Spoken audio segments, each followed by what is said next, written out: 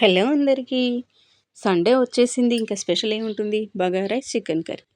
నా స్టైల్‌లో సింపుల్ వేలో ఈరోజు చేసే చికెన్ కర్రీని నేను ఎలా చేశాననేది ప్రాసెస్ మీకు చెప్తాను. ఆనియన్స్, టమాటో పేస్ట్ చేసి పెట్టుకోవాలి. అలాగే పేస్ట్ చేసుకోవడం కాదు, కొంచెం ఆయిల్‌లో ఫ్రై చేసి పేస్ట్ చేసుకొని పెట్టుకోవాలి.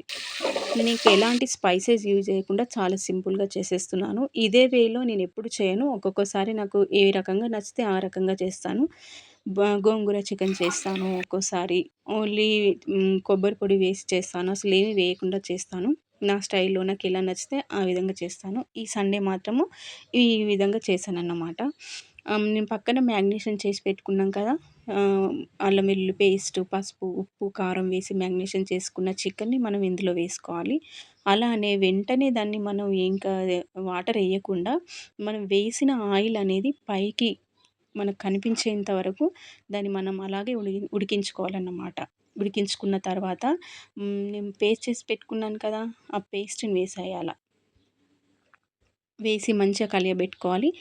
కలియబెట్టేసుకొని అలాగే ఇంకొంచెం సేపు మనము సిమ్‌లో పెట్టి ఉడికించుకోవాలి.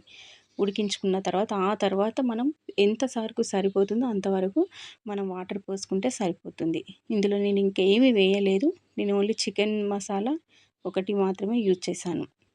ఎందుకంటే సమ్మర్ కాబట్టి సమ్మర్ లేకపోయినా గూడా స్పైసెస్ ఎక్కువ తీసుకోకూడదు. ఎందుకంటే మనకు ఊకూకనే దాహం వేస్తుంటది. ఇంకా చిన్న పిల్లలు ఉన్న ఇంట్లో మాత్రము మనము ఎక్కువ కారం వేస్తే వాళ్ళు తినలేకపోతుంటారు. ఇంకా మనం ఇంట్లో అందరం తిన్నామనే సాటిస్ఫాక్షన్ ఉండదు. అందుకే పిల్లలు, పెద్దలు అందరూ తినే రకంగా మనం ఇంట్లో అనేది వంట ఎప్పుడు ఉండాలో, మనం ఇంట్లో చేసే వంట ఎప్పుడైనా గూడా స్పైసెస్ యూజ్ చేయకుండా చాలా సింపుల్ వేలో చేసేటట్టుగా మనం ప్రిపేర్ చేసుకోవాలి. ప్రస్తుతం అయితే యూట్యూబ్‌లో ఈ ఫుడ్‌కి సంబంధించింది ఎక్కువ ఆహ్, టాప్‌లో లేదని చూపిస్తుంది యూట్యూబ్‌లో. కానీ ఫుడ్ దేనికి సంబంధించిన వాల్యూ దానికుంటుంది. ఇంకా ఫుడ్‌కి సంబంధించిన వీడియోస్ దానికున్న వాల్యూ ఎప్పటికీ తగ్గిపోదని నా అభిప్రాయం. ఇంకా దానికి బగారా రైస్ ప్రిపేర్ చేస్తున్నాను. ఇందులో కూడా నేనేమి స్పైసెస్ వేయలేదు. అల్లం వెల్లుల్లి పేస్ట్ అండ్ కరివేపాకు వేసి ఆయిల్‌లో చాలా సింపుల్‌గా కొంచెం ఫ్రై చేసుకొని సరిపడినంత వాటర్ ఏసుకొని సాల్టు మరీ ఎక్కువ కాకుండా కొద్దిగా రుచికి సరిపడినంత వేసుకుంటే సరిపోతుంది. అంతేనండి.